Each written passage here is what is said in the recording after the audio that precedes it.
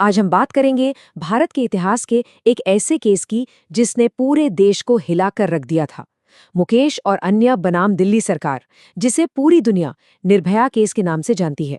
ये सिर्फ एक क्राइम की कहानी नहीं है, ये 2012 में हमारे समाज के ज़मीर पर लगे एक गहरे जख्म की कहानी है। ये उस वक्त सिर्फ एक सवाल नहीं था, ये पूरे देश की एक आवाज बन गया था, एक चीख थी।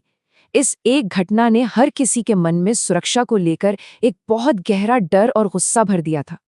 तो चलिए उस रात पर वापस चलते हैं। कहानी की शुरुआत बहुत ही आम तरीके से होती है। एक 23 साल की लड़की और उसका दोस्त एक फिल्म देखकर घर लौटने की तैयारी में थे, पर उन्हें क्या पता था कि वो रात उनकी जिंदगी की सबसे भयानक रात बनने वाली थी। ये जो टाइमलाइन है, ये दिखाती है कि कैसे बस कुछ ही घंटों के अंदर एक मामूली सी शाम एक नेशनल ट्रेजेडी में बदल गई। सोचिए, एक बस का सफर जो घर तक ले जाने वाला था, वो करीब 1 घंटे तक चलते फिरते नर्क का सफर बन गया, और उसका अंत दोनों को बेरहमी से सड़क पर फेंक दिए जाने से हुआ। हमें ये याद रखना बहुत जरूरी है कि वो सिर्फ एक पीड़िता नहीं थी, वो एक बेटी थी, एक दोस्त थी, फिजियोथेरेपी की एक होनहार स्टूडेंट जो अपने परिवार को सपोर्ट करने के लिए रात में कॉल सेंटर में भी काम करती थी। उसके अपने सपने थे, अपनी ख्वाहिशें थीं, जिन्हें उस रात वहशीपन से कुचल दिया गया।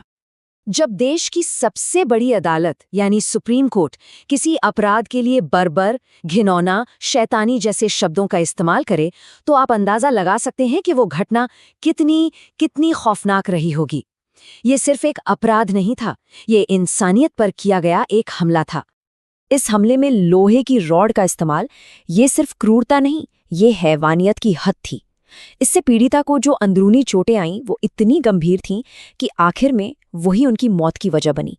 और इसी एक क्रूरता ने इस केस को भारतीय कानून के इतिहास के सबसे भयानक केस में से एक बना दिया। इस भयानक अपराध के बाद इंसाफ के लिए एक बहुत लंबी और मुश्किल लड़ाई शुरू हुई, एक ऐसी लड़ाई जो सड़कों से लेकर अदालतों तक लड़ी गई। अब अदालत में बचाव पक्ष ने दोषियों को मौत की सजा से बचाने के लिए कई दलीलें दी, जैसे कि एक आरोपी